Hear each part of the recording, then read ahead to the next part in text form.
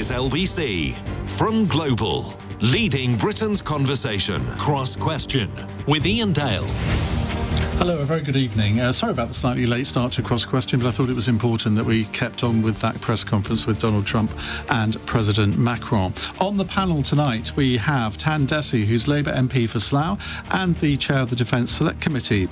Sitting next to him, to my left, Suzanne Evans, political commentator, director of the public affairs consultancy Political Insight, also former deputy chairman of UKIP. That seems a very long time ago. It was a very long time ago. Sitting to my right, James Heappey, former Conservative Defence Minister, who's also former British Army officer, and next to him Sam Freedman, Senior Fellow of the Institute for Government, who was also an advisor to Michael Gove when he was Education Secretary. So lots to get our teeth into tonight. You can put your call in. We've got lots of calls already on the board, as you might imagine, on a day like today. 0345 6060 973. You can WhatsApp us on that number, or you can text 84850. And of course, we're live on Global Player. Call 0345 6060 973. Tweet at LBC. Text 84850. Cross Question with Iain Dale. This is LBC. Let's go to our first caller. It's Stephen in East Grinstead. Hi, Stephen. Good evening, Ian. Good evening, panel. If President Trump's views of Ukraine are those of a spy in the cold, should the EU and UK leaders say Das Vidania to the USA? Dhesi. Look, I think it's very important for us to ensure that we do our level best to keep all our NATO allies together. I think that's the key. And whether it was one thing that I've learned, that within my role as a Defence Committee Chair, that I've had the chance to speak with various ambassadors, meetings with defence ministers, with defence attaches, other stakeholders, whether that's here in London or whether that's events and gatherings such as the Munich Security Conference recently. And what people are crying out for is unity, and what they're also crying out for is some political leadership. And my request to our government, in fact, this is something that I also spoke about on the floor of the House today to the Foreign Secretary, is that I think this is our moment as a nation to take the leadership on defence and security matters in our continent, because we have that within us to collate everybody, not just in Europe, but also our transatlantic NATO allies. So US and Canada, along with other allies. That's what I think that we should be doing, rather than doing anything that destabilises further our hard-earned, long-established alliances. So, reading between those very carefully curated lines, I mean, you didn't mention the word Trump there in that answer, which was the point of the question, because when you have Donald Trump, I mean, particularly today, this vote in the UN, the Americans voting along with North Korea, Belarus, and goodness knows what other dictatorial nations. A lot of people are saying on my programme, callers who are ringing in saying, we can't trust the Americans anymore. We've got to pull away from them and realise that in terms of defence, it's Europe together. Look, that's something that came to me again and again, especially at the Munich Security Conference, but in recent meetings, our Defence Committee did a visit to Finland and Estonia. They're very concerned. There's a considerable amount of consternation and anxiety about whether those long-established alliances, in particular the security guarantees from the US, whether that will still be the case going forward. And that's why we need, it's very, very important. The Foreign Secretary told us today that he, along with the Prime Minister, will be going out to the US to have discussions with President Trump. That meeting is critical. Just as President Macron is there today, rather than trying to destabilise, we've got to do our level best to convince. No grandstanding. That's your message to Keir Starmer. I think that's imperative. We cannot have a long-term solution without our closest ally, the US. That's as a number one. I realise in my role within the Defence Committee Chair is that our alliance, whether it's in terms of information exchange, intelligence exchange, our reliance on each other in terms of defence, we are intertwined. To do anything, I know that whether it's the vote today, I mean, that came as a huge surprise and a shock to me as well. And I know that it would have come as a considerable surprise to many within our country and across Europe. I've heard very clearly the messages coming out from the Chancellor-elect, Friedrich Merz, about how he sees that Europe needs to unite. We need to have that situation whereby gradual independence. But one thing that President Trump is saying is correct is we need to take more charge of our own security on our continent rather than constantly being reliant. And we need to increase defence spending. Very clearly. James Heappey. Well, I mean, what a great answer. And I can't pick fault with any of it, frankly. This is not... UK grand strategy since the middle of the Second World War has been the UK-US special relationship and maintaining it at pretty much all costs. And this is not the moment to change that grand strategy. Now, that doesn't mean that the UK should sit by whilst Trump rewrites history whilst the ink is still wet on the page. It doesn't mean that we should be blind to the consequences to European security of much of what he may do over the next couple of months. But the reality is we're going to need our relationships with France, Germany, other European allies, and the European Union more than we've needed them for 30 or 40 years. But our grand strategy should remain to stay as close to the Americans as we possibly can and believe that things like our nuclear technology sharing relationship, our intelligence sharing relationship, and more importantly, just our shared values as two nations will survive one presidency. Suzanne. Yes, I can't really disagree. I think the only thing I would disagree with what both James and Tan have said is that, Tan, I'm not sure we're going to have such a great role to play. Unfortunately, I'm not sure that Keir Starmer's voice is going to be the one that cuts through and makes Trump change his mind or otherwise. But it was very interesting listening to that press conference there. Macron was very conciliatory towards Trump. He was very much on his side, it seemed. He talked about the fact that Trump talked about the fact we need a ceasefire, we've got to save lives. And I think that's where we are now. I'm never sure whether on Ukraine, Trump has said some very inflammatory things over the last few days. I'm never quite sure whether on this particular matter he's a genius negotiator or completely wrong. What I think he is good at is knowing how other men who are very like him, in the sense they're very strong, they like to think they're very powerful, they're quite dictatorial, how they think.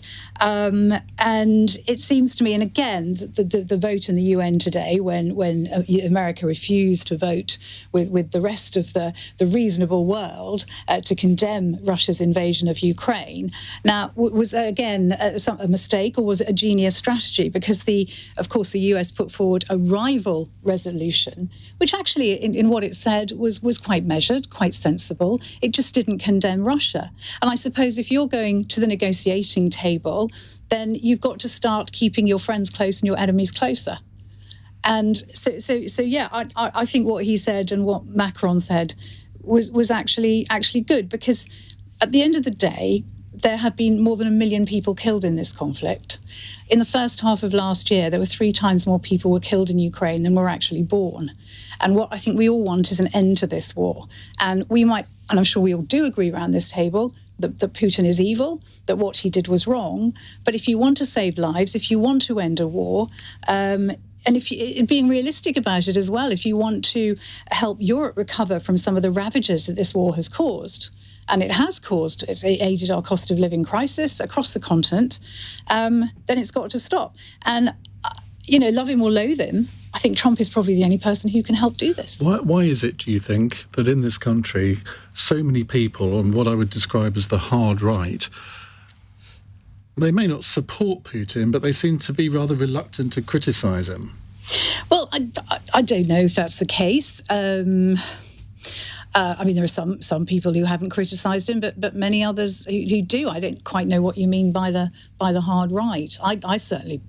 I don't. People seem to think I'm hard right. I don't think I am. But I'm not about criticising Putin at all. You're not part of Reform UK, but if you look at the opinion polls, if you look at the percentage of Conservative, Labour, Lib Dem people who utterly condemn Putin, it's sort of in the high 80s, 90s. Reform UK, it's like 40s. Is it? Yeah. So that's kind of what I meant. Anyway, Sam Freedman.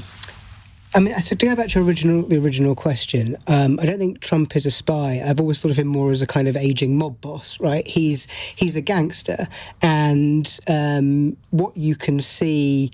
He's got no ethical or moral standards whatsoever, but what you can see is Macron and Starmer and the rest of Europe are trying to use this Ukraine deal as a way to manipulate his own self-interest into agreeing a security guarantee, which has always been the crux of any peace deal, what that security guarantee looks like and whether it's backed by the US. So you can see what they're trying to achieve, and that seems like a good idea to try and, use his self-interest. But it's appeasing Trump. It is a form of appeasing Trump in terms of sort of saying what he wants, but if it's a route to getting a security guarantee and it's the only one available, then you can see why they're going down the route. The problem is that what they are trying to achieve in terms of those security guarantees is in total contradiction to what Trump appears to be promising Putin, and that's the problem. He believes that these two sides have a shared interest when they just don't, and we're going to get to the point, possibly in a few weeks, a few months' time, where Trump realises that what Putin wants is not compatible with this deal with Ukraine, and that's when things are going to get. But you really wonder how he messy. can become president and not realise that on day one. Well, you wonder about a lot of things in terms of what he doesn't realise and so on. He's put a lunatic, drug-addled tech billionaire in charge of the entire American government. He's clearly got some fairly major weaknesses Allegedly. as a leader.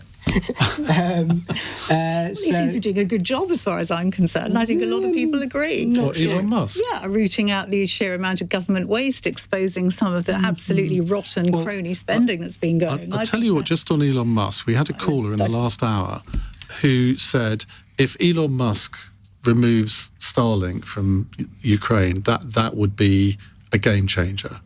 And whether that's occurred to Trump to say to his new best friend that he should do that, I mean, that I think would be the most long-term significant thing that could happen here. It's a very astute contribution by the caller. Well, I thought so, because I hadn't thought of it. Well, so, funny enough, I mean, all credit to him. It only occurred to me earlier when I was having a conversation with people about all of the innovation that's gone on the Ukrainian side and the way they've pioneered the use of drones and everything else. Mm-hmm. And so much of what they've done, particularly the long-range seaborne drones that attacked various Russian warships and submarines, were guided onto their target by Starlink. Yeah. And so, Musk has been an incredible enabler of all of this innovation.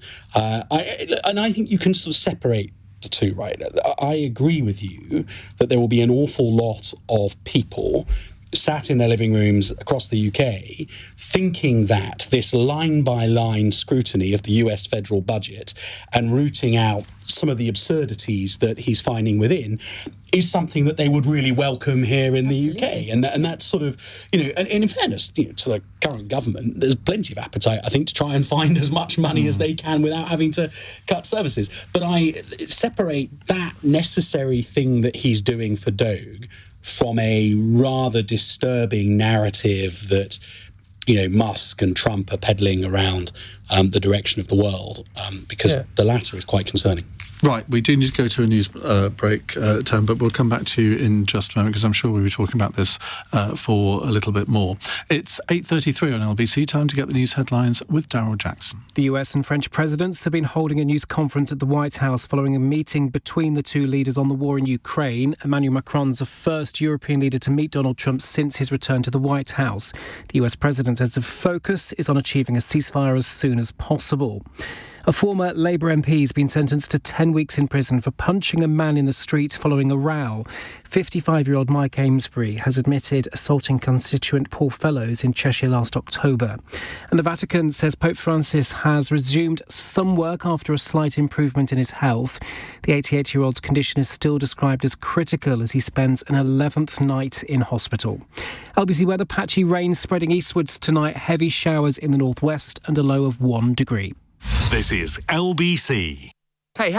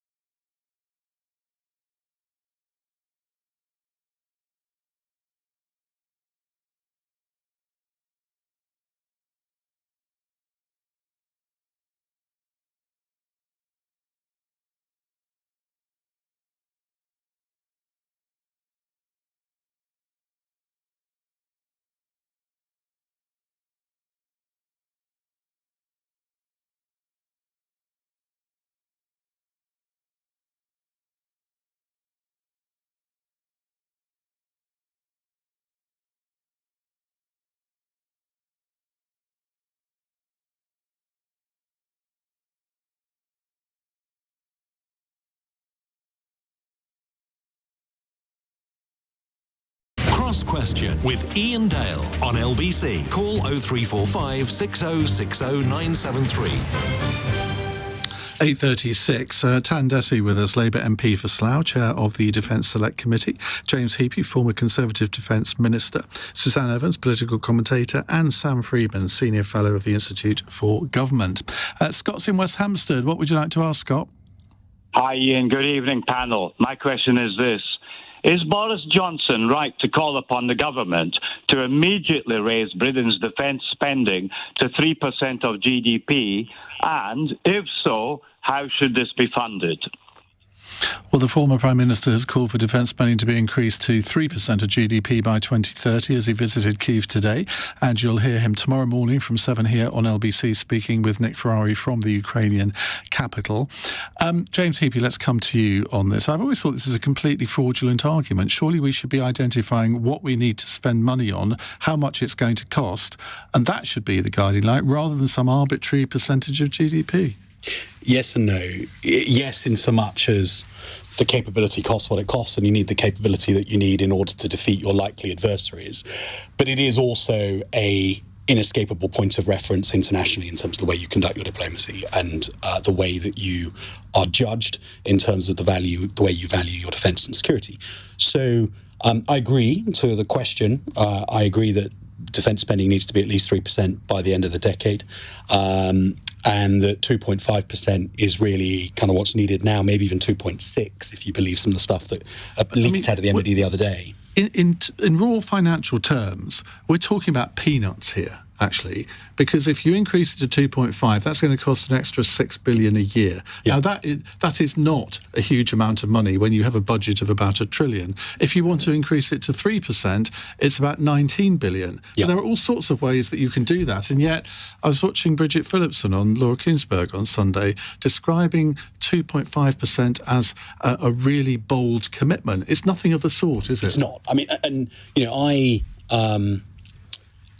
to be fair, the three prime ministers I served under, two of them... Only three? Yeah, three. It was only 4 years. Well, I suppose actually I had 5 and 9 in Parliament, but I served as a minister under 3. 2.5 was the promise of 2 of them, 3 was the promise of the other, but she only lasted a few weeks. So we didn't do this either, and that would be a very fair comeback from Tan and from the Labour Party. But wherever you want to assign the blame, however you want to sort of argue over what was and wasn't done over the last 20 years, the geopolitical situation is now such that it matters that we send a signal to Trump around what we spend on GDP, hence the 3%, and the threat to our nation is so pressing that whatever it costs, frankly, we need the set of armed forces that are necessary to A, deter Russian aggression, and B, heaven forbid anything should actually happen, to be able to defend our country against whatever threat follows. Sam? I mean, I agree with you that what we actually need is more important than a percentage figure, and I don't think we know what we actually need, so that's part of the problem. And I have a little bit of sympathy here with the Treasury, which is not something I would usually say, because our military procurement is a complete disaster zone, and I think the last Parliamentary Select Committee report that looked at this found every single one of our major procurements was off track, red flagged. So they're sort of arguing, why are we pouring money into this endless hole? We're not getting a better army or more equipment from all this money we're putting in. So I think we have to find a way to tie, if we are going to put extra money into this, which we are going to need to, that it's tied to some clearer contracting standards for defence contractors, because it's in their interest for this budget to go up. So rather than to sort of say, promise by 2030 we're going to be spending 20, 30, 40 billion more, to say we will up this if we start to see that these contractors and the Ministry of Defence are getting their act in order. Otherwise, we're not actually buying anything with this money, we're just wasting it. So I agree to a point. The difficulty is that even if the MOD were able to achieve a 20% improvement in procurement productivity. And by the way, I fear that's not an unrealistic target, to be honest. And you were to judge productivity, the procurement system based on lethality. How much cost can you impose on the enemy for every £100 of UK taxpayer spent? That'd be a much better way of conceiving of capability. But the reality is that to do procurement reform in the way that is needed and to then see the benefits of it starting to come through would be to delay the investment in such a way as to ignore the facts, the geopolitical facts around us. So I think the Treasury need to understand that there is something more pressing than their value for money requirements. That doesn't mean the MOD should get a buy, but the need is now. Tan. Well, look, in terms of the first priority, should be getting to that 2.5%. That is what the government promised. That was a manifesto commitment, and that's why. But without a date. But we need to, given the changed circumstances, we need to get to that point ASAP. In fact, I questioned the Prime Minister on this very point during the liaison committee meeting that we had in December. That, Prime Minister, why are we prevaricating? We need to get that clarity, that timetable. That is important for our allies as well as for our defence industrial base. I also agree with what James and Sam said earlier. We cannot just fixate on a number. Number is important to give that overall framework, but it is about capabilities. Yeah. We need also the value for money. But are you clear as to what the capabilities are? Because we could spend all of this extra money on extra drone technology and extra drones, or we could spend it on cybersecurity, or we could spend it on a bigger army. Agreed, and that's why the Strategic Defence Review is incredibly important. So we've been pushing, as a Defence Committee, but also individuals in the Chamber, that we need to have that published as soon as possible. We've had an evidence session prior to the publication of the SDR with Lord Robertson, and we've had discussions around this, and that is why we are now wanting that to be published as soon as possible so that our Defence Committee can scrutinise that. Everybody else can see what the priorities of the government are, but it is about capability is incredibly important. Just on that, just the numbers. Can you confirm something that I've been told? I've no idea if it's true, but I've been told that Lord Robertson has submitted various figures for extra spending to Downing Street, and Downing Street have knocked them all back, saying no, we're not going to go above 2.5%. Look, I'm not privy to the exact information, but my understanding is that various drafts did go through, and I'm assuming now that they're at their final draft. But the key is to get that out into the public domain so that we can see exactly what the thinking of government is. We can then say, OK, we support that bit, but we don't agree with that. So and are you expecting that in the next few weeks? We've been advised again and again. The last time I questioned the Secretary of State on the floor of the House, the Defence Secretary that is, he said in the spring. First half of this year, spring. Now, depending on your loose definition of spring, it's almost like an episode of Yes Minister. It goes up to the 22nd of June, doesn't it? 22nd of June. So that could be any time in the first half of this year. But we're holding them to that. But I don't think that we can faff around for another four months. It's kind of got to coincide with the spring statement, hasn't it? Because Rachel Reeves will have to make some sort of announcements there, I would have thought. Yeah, but the 2.5%, I think that given the changed context with regards to the lack of American interest in European security, especially from what's coming from President Trump, that 2.5% should be as a floor, not as a ceiling. Yeah. But let's get to so that 2.5%. You'd actually want 3%, wouldn't you? That's not what I said. Very, very good. But I think, first of all, we need to get to that 2.5%. Then we need to get the capabilities, what Lord Robertson and others, what they are requesting that government should be doing. Then we can see where else the capability gaps are and where we need to invest more. Suzanne? I think it's a no-brainer that we've got to increase defence spending. What percentage it is of GDP is rather here nor there, given how our economy is absolutely tanking. We might find that That's a bit of an exaggeration. Well, it's not good, though, is it? Let's be honest. But we face multiple threats: Iran, China, Russia. Absolutely, we've got to increase defence spending. But I totally agree with what Sam said as well. Defence procurement is an absolute shambles. I remember writing 10 years ago about how we had new aircraft carriers and the planes that we'd ordered didn't fly from them because it wouldn't work. The whole thing is an absolute mess. We've been running down our armed forces. We've got to get them back up again. Recruitment's been a problem. I don't think that's been done correctly. There are massive changes that could be made for the better, probably without spending that much more money. But Scott asked how we pay for this. And I have a very simple answer to that. We scrapped Ed Miliband's mad carbon capture and storage scheme that Labour said in its manifesto would cost £1 billion and is now, lo and behold, costing £21 billion. So there you go. There's that 19 billion you mentioned straight away, Ian. Easy as that, James, eh? Yeah, look, I mean, I'm as I understand it, the things that the Defence Review needs to do, recapitalise the army, finish off achieving carrier strike capabilities, renewing the nuclear deterrent, and bringing in a new combat aircraft called GCAP. Plus, on the back of everything we've seen around attacks on civil infrastructure and centres of population, we've realised that we need to invest in integrated air and missile defence. Now, as I understand it, every single one of those costs quite a lot of money, and 2.5 allows the current programme of records, the current equipment programme within the MOD to be maintained. Maybe with some enhancements in the MOD's procurement ability, you free up a bit of cash. But fundamentally, if you want to achieve any one of those things, let alone all of them, you've got to increase defence spending. Moreover, I hear that and you could say this is a consequence of poor procurement practice or whatever, but the fact is that the MOD budget, I'm hearing numbers of between sort of 3 and 6 billion a year over the next 4, gap between what it's got versus what it's getting. So there is a danger that if 2.5 is all that is announced, there are some cuts to defence that come as a consequence. And all power to Tan and his committee in holding the government to account when that moment comes. But I think people just need to be quite clear that, we are facing quite a challenging moment. Our armed forces needed investment even before we got into this situation. And to react to the geopolitics with simply a business as usual pledge that we were kind of talking about a year or so ago feels not to understand the gravity of the moment. Right, well, we'll move on from this in just a few moments' time. I got a question Suzanne Evans is absolutely going to love. It's 8:48. LBC.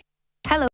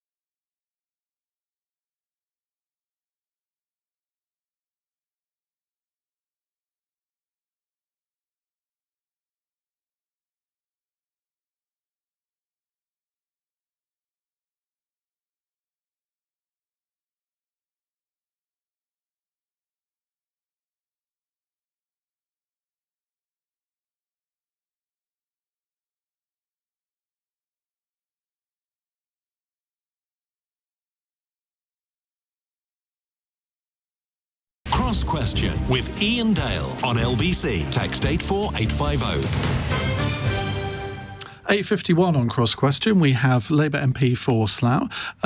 Slough gets a bit of a bad reputation, doesn't it? It's not a glamorous sounding Slough, town. Iain, is an incredible place. Just a couple of years ago, we were voted as the best place to live and work in the entire country. Then this year, there's another poll which is not quite as pleasant, but overall, we have more UK corporate headquarters skirting over the details in of that one. Slough than anywhere else in the country apart from London. It's a huge business hub and very diverse community. Philip Larkin needs to rewrite the poem, does he? John Betjeman. John Betjeman, yes. Unfortunately, he's long past. But failure, Suzanne. That's the voice of Suzanne Evans. Sam Freedman is Senior Fellow of the Institute for Government, and James Heappey, former Conservative Defence Minister. They are also with us. Martin's in Doncaster. Hello, Martin. Hello, Ian. Will Nigel Farage's support for Donald Trump start to hurt him in the polls? Suzanne Evans, now you've had a bit of a checkered history with Mr Farage, haven't you? I was Deputy Chair of UKIP, on and off, because I kept getting fired and then rehired. So it had an interesting relationship. But to answer your question, Martin, no, I don't think so. Trump actually gave him a name check at the CPAC conference, calling him a great guy. Of course, a couple of weeks ago, he said that he wasn't the right person to lead reform. So it was a bit of a volte-face. But anyway, no, I don't. I think Elon Musk said, yes, I'm really getting my names modelled up tonight, aren't I? I think I'll just go home, actually, and have an early night. So, no, I don't think it will. And in fact, I think the fact that you've got someone as big as Donald Trump actually name-checking Nigel Farage and behaving as though he is very relevant, which he is in UK politics, you can't argue with that, I don't think that's going to hurt him at all. And, of course, the people who support Nigel Farage are probably going to be more likely to support Trump as well. So, in a sense, the kind of unofficial love-in between the two, I think, is going to be mutually beneficial. But in terms of attracting voters to reform, I mean, they've got to come from all sorts of different areas. I mean, he says he's going after Labour voters. Well, are Labour voters really going to support him if he's seen as sort of best mate of Donald Trump? You know, I think a lot of what Trump is doing actually appeals to that old Labour vote.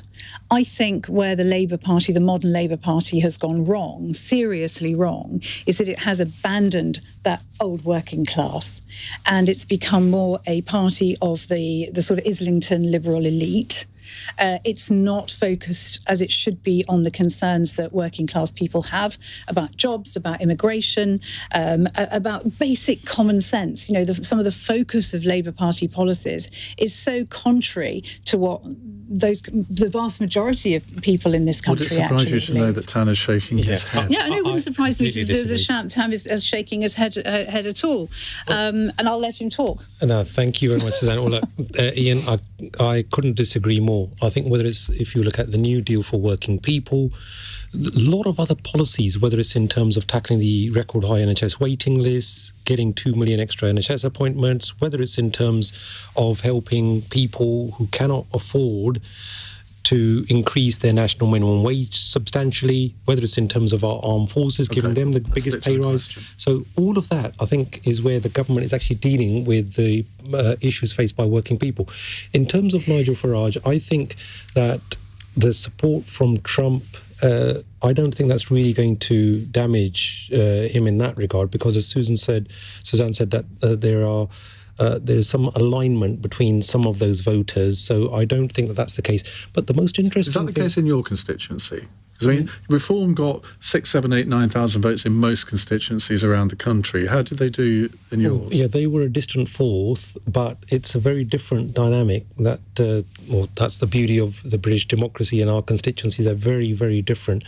But overall, I think where the thing that's really perturbing many individuals, whether it's in the UK or across Europe, is the likes of Elon Musk, when they have been promoting, whether it's Nigel Farage, whether it's the AfD in Germany. I know that was a real problem for the likes of Merz, the new Chancellor-elect Friedrich Merz, whether it was also people in Romania, in France, and in the UK, where the likes of Musk have been saying very derogatory things about the Conservative Party or the Labour Party.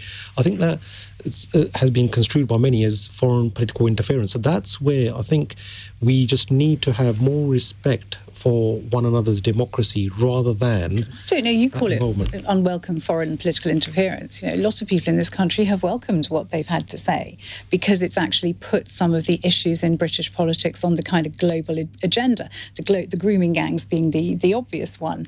I think a lot of people in this country feel that was an issue that was swept under the carpet. There still hasn't been any kind of national formal investigation into it, despite the fact, for instance... It cost £200 million. I think in terms of... Well, let's not go down that rabbit hole tonight because we've only got a few minutes for this. We have two panellists to hear from. Sam Freedman. I think Trump will the relationship with Trump will do Farage a lot of damage. Trump has a approval rating in the UK of -41. Musk has an approval rating of -46. That's Ipsos. And Starmer? Starmer's is somewhat higher than that. Is it? Yes, sure? It is. Yeah, in the Ipsos one it is. And very unpopular with Conservative, Labour and Lib Dem voters. So it really restricts Farage's ability to win. That would be a niche group, wouldn't it? Lib Dems for Trump. Yeah, very, very small group. But the other point I wanted to make is I think it will also hurt the Conservative Party because you've got Kemi Badenoch is also pursuing a very pro-Trump, pro-Musk, pro-Vance line, as we saw last week in her speech to the ARC conference. Well, she did criticise Trump over calling Zelensky a dictator. She didn't actually criticise him. She said Zelensky wasn't a dictator, but she didn't. She then went immediately on to say, and President Trump is right. Actually, Farage said he didn't agree with that. So I think as the Trump-Musk regime in America goes more and more wrong, which it's going to because they don't know what they're doing, you are going to see their reputation fall even further, and anyone in this country who's associated themselves with them is going to suffer politically from that. James Heappey. So I don't think it's necessarily the relationship between Trump and Farage that'll be the problem. It's the difference between MAGA followers in the US who are genuine small state libertarians against Medicaid and all these other things. That is not the same as the people who are supporting reform, who are annoyed that they haven't seen improvement to their towns. Their industries are in decline, but they still want really good public services. They want the new hospital. They want the best schools. They want brilliant roads, and they want to pay low taxes. So I think that when reform has to start putting forward an actual agenda in a manifesto and be held to account in Parliament and by the media for what they would be if in government, which is what Farage professes to be on the road to. We will find that reform voters are not ready to have low tax small state, and therefore what Farage is sort of peddling, this kind of MAGA, British version of MAGA, simply doesn't add up to the British voter. To pick up on Sam's point, I agree that the danger for the Conservative Party is chasing after reform. I think there is an ocean of political space between the right-hand end of the Lib Dems and the left-hand end of reform. I think that a route back to government for my party has to involve a broadening of appeal towards those that have leaked from our column into the Lib Dems and Labour, as well as chasing after those in reform who would be persuadable to come back. But I think people forget that an awful lot of people who are in the reform column have never voted Conservative. And I really worry that if we wrap ourselves in the flag of, sort of social conservatism, MAGA, done in the UK, we will find that we don't have a broad enough appeal to win government, and we've chased after the impossible and trying to get everybody back from reform. OK, now at this point we would normally end cross-question, but because we started 15 minutes late, we're going to carry on for another 15 minutes. So you won't want to go anywhere else because, of course, you've got the fun question to look forward to, which will be just before 9:15. That's the plan anyway. And then we're going to continue taking your calls on Ukraine and what's been going on in Washington today. But you're listening to LBC. I'm Iain Dale. It's 9 o'clock. On your radio, on Global Player, and Play LBC. leading Britain's conversation. This is LBC. From Global's newsroom at 9 o'clock, the US president says he's focused on achieving a ceasefire and ultimately permanent peace between Russia and Ukraine. Donald Trump's been meeting with France's president today on the third anniversary of Moscow's invasion of Ukraine. He's urging Europe to take a central role in ensuring long-term security of the country and said Russia wants an end to the war. Before I came here, there was no communication with Russia whatsoever, and Russia wasn't answering calls. They were not talking to anybody. They wouldn't talk to anybody, and people accepted that as being that they want to go forward and just keep going without stop. But when I got here, one of the first calls I made was to President Putin, and we were treated with great respect, and they want to end this war. A teenager has pleaded guilty to murdering his mother, brother and sister in Luton last year. The 19-year-old shot them at a flat in Leebank in September, while LBC's Shivani Sharma has been at Luton Crown Court. Nicholas Prosper admitted the triple shooting at the flat the family shared in one of the Leebank tower blocks last September. He killed his own mother, 48-year-old Juliana Falcon, his 16-year-old brother Carl Prosper and 13-year-old sister Giselle Prosper. Nicholas Prosper has been remanded in custody and will be sentenced back at Luton Crown Court next week. And it can also now be reported that Nicholas Prosper had been plotting a school shooting. Former Labour MP Mike Amesbury has been jailed for 10 weeks for punching a man after a row in the street. The Runcorn and Helsby MP has been sitting as an independent MP since his arrest last October.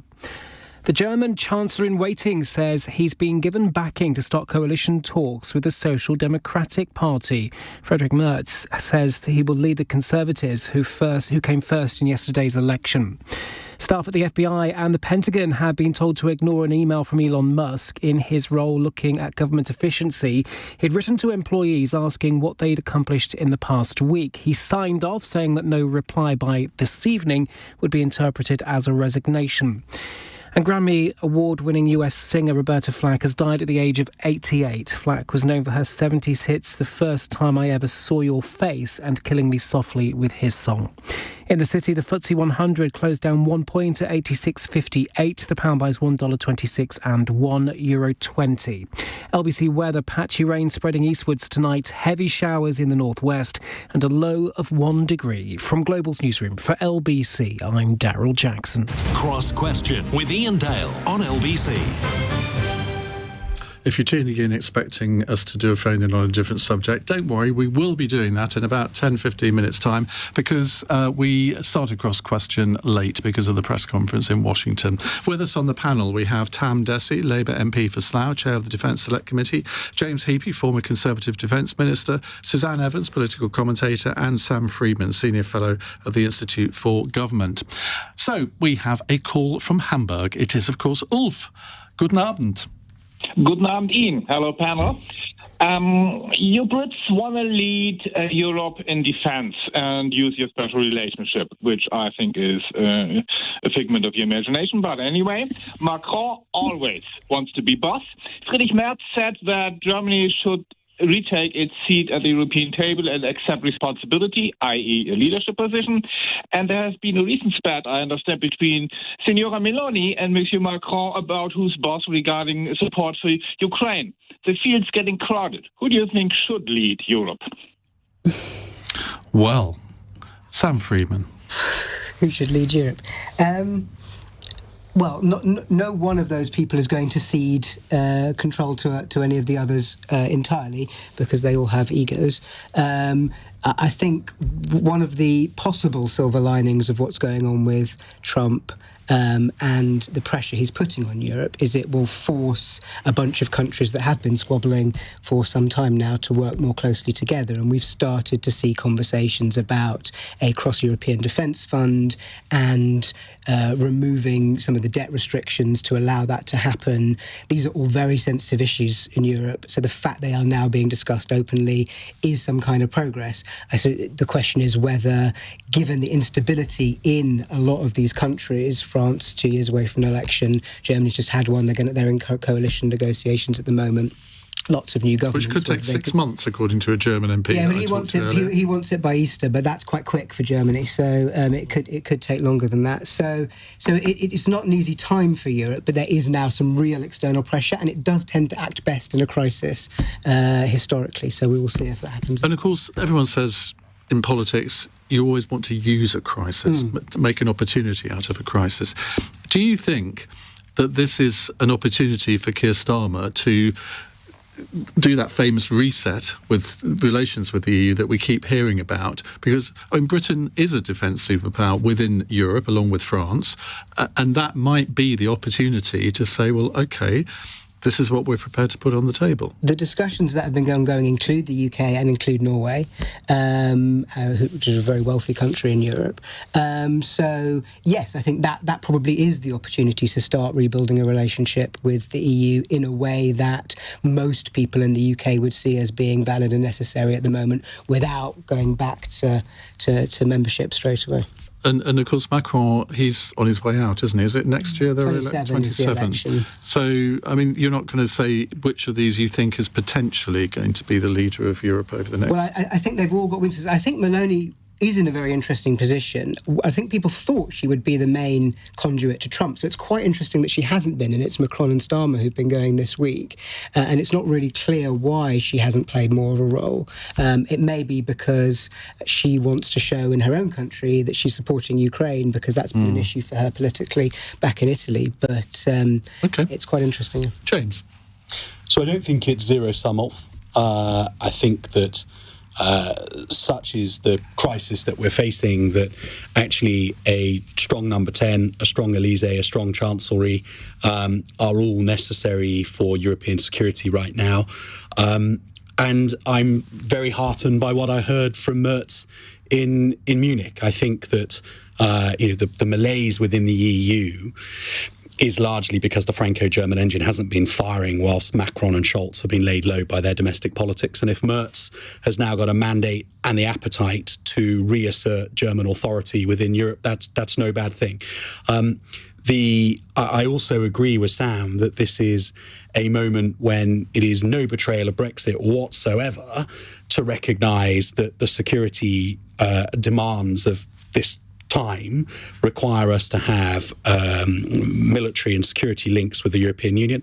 And I don't, while some might cry foul that somehow this is a betrayal of Brexit, the reality is, why on earth wouldn't we have a security and defence partnership with the EU if we're willing to have one with Australia and Canada and whoever else? It just makes sense given the times that we're in. And then sort of final point, who ultimately will be the boss, I think was Ulf's word. The person who I think will end up being really consequential in articulating the European position and being quite robust and really rallying European nations to the flag is Kaja Kallas, former Prime Minister of Estonia, now the EU's Commissioner for Foreign Affairs. I think she is a formidable woman and may well emerge as one of the leading exponents for the future of the Euro-Atlantic security infrastructure. Suzanne? Well, I didn't vote for Brexit to have a single European leader. No, that's not quite what the question is saying. But I do agree with James. It's not a betrayal of Brexit to have diplomatic military links with the European Union. Of course, they are our friends, they are our allies. And I certainly don't have a problem with that. But, I mean, I think inevitably the EU has always looked to Germany. So let's see how Merz's government goes. It's very early days, obviously. He doesn't have the majority backing of the country. I think it's going to be interesting, but Germany has always been the natural leader. Although, as James you pointed out, it's us or France. We're the military powers, really. So you would think that we might take a role, but whether that happens or not, I don't know. It's interesting. I find that Ulf mentions Meloni in his question. Odd, isn't it? How she was the pariah of Europe, the far right person nobody wanted to have anything to do with, but here she is now mentioned with everyone else. Even Starmer has accepted her, has visited her, has spoken with her, proud to be seen next to her. I think that's quite a turnaround. I wonder if the same thing might happen with President Le Pen, but we'll leave that one hanging. In 2027, it could well be.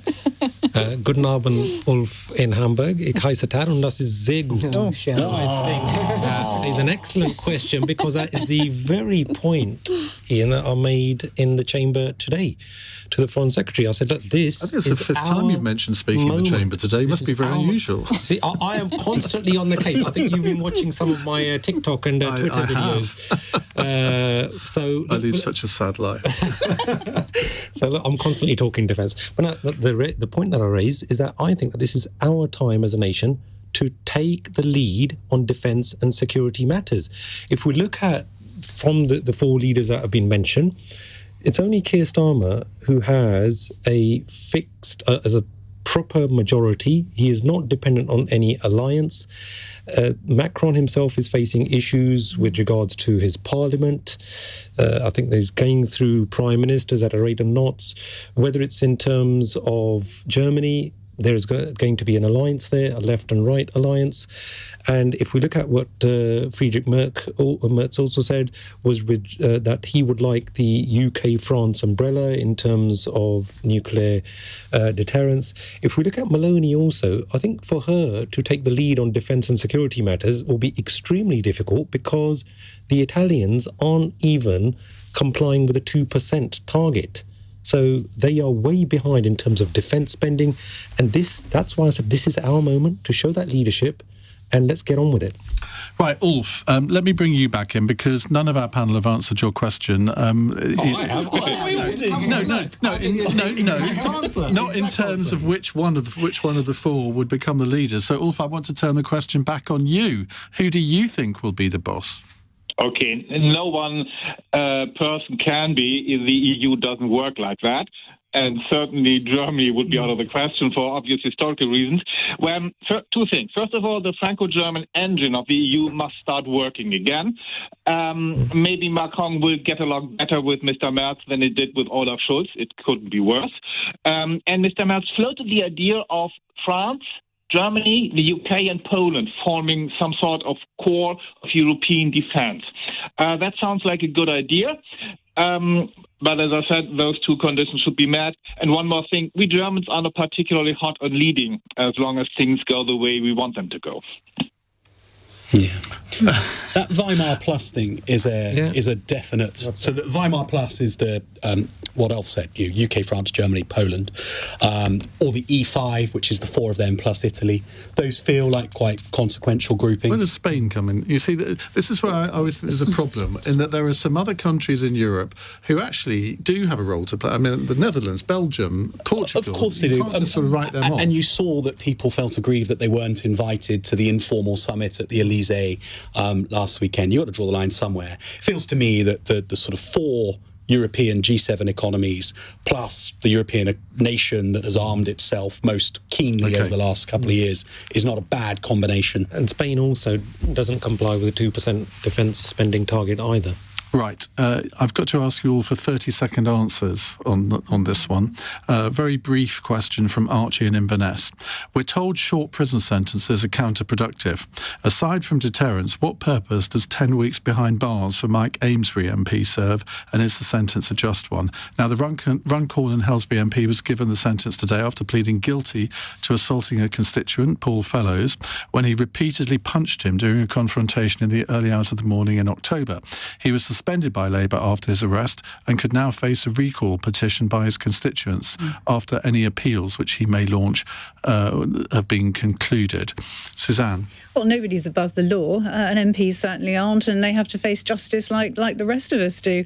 I think what shocks me about this case is the shortness of his sentence, despite the fact he beat somebody up, compared to somebody like Lucy Connolly, who posted on something on Twitter which wasn't very good, but she deleted it and got 2 years. I think that's two-tier justice if ever I saw it. Tan? Well, I'm glad he pleaded guilty. And sometimes there are shorter or longer sentences depending on how somebody has pleaded, as well as the severity of what they have committed.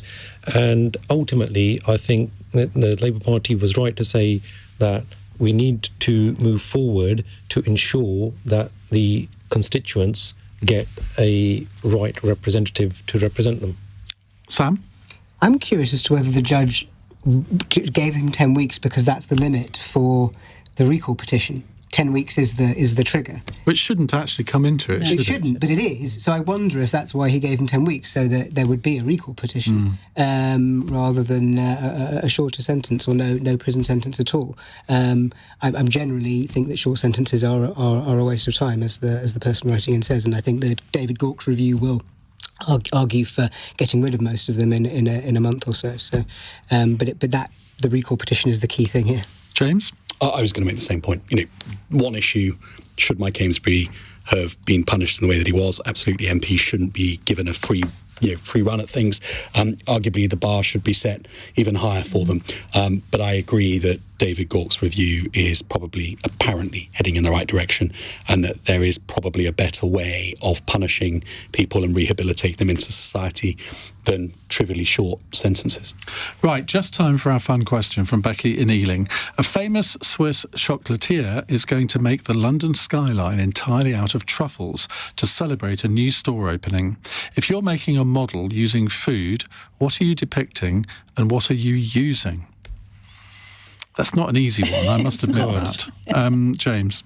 I am doing the Cheddar Gorge in extra mature Somerset cheddar as a homage to my former constituency and my favourite food. Sam? I think I'm going to use a pumpkin to make Trump's head. It's the right colour. It's the right colour and it's pretty scary, so I think it works for Halloween. Suzanne? Well, I've got a bit of a reputation among my friends for having a thing about edible flowers. So I think I'd have to open a florist and sell bunches of edible flowers. Edible flowers? Yeah, there's so many flowers you can eat. Like what? Oh, daisies. Tulip, they smell really nice. Tulips, not so much, but forget-me-nots you can have, like little nibbles even. So many roses, geraniums, lots of flowers you can eat. So I think a florist specialising in edible flowers probably a bit too Learn niche. something new every day. Tan? Well, if we're talking about chocolate, I think it has to be Maltesers, given that Slough produces 1 billion of those. Yes. Really? Wow. Yes, you've got to come with me in one day on a tour of the Mars factory there. Can I come too? Is that good for a diabetic to do that, do you think? Look, you can eat sparingly. You can view the process. No. I would wish to consume. Coming out of that, and obviously we could construct office buildings because Slough's also famous for the office, so we could do loads of things with. Oh my goodness! Do you know I'm going to have to go to Slough, aren't I? You're definitely. We're on the Elizabeth line, Ian. We're not too far away.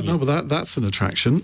Now, thank you all very much indeed, and thanks for staying a little bit late. Tomorrow's panel, we have a couple of MPs who were first elected last year: Dr. Jeevan Sander from Labour, Sir Ashley Fox from the Conservatives. How's he served? He's a new MP. Well, he was an MEP. He was an MEP for a long time, leader of the Conservatives. We have the political commentator and podcast host Marina Perkins, and the social entrepreneur and former Boris Johnson advisor Samuel Kasumi. So that's tomorrow at 8:00, barring Donald Trump press conferences, of course.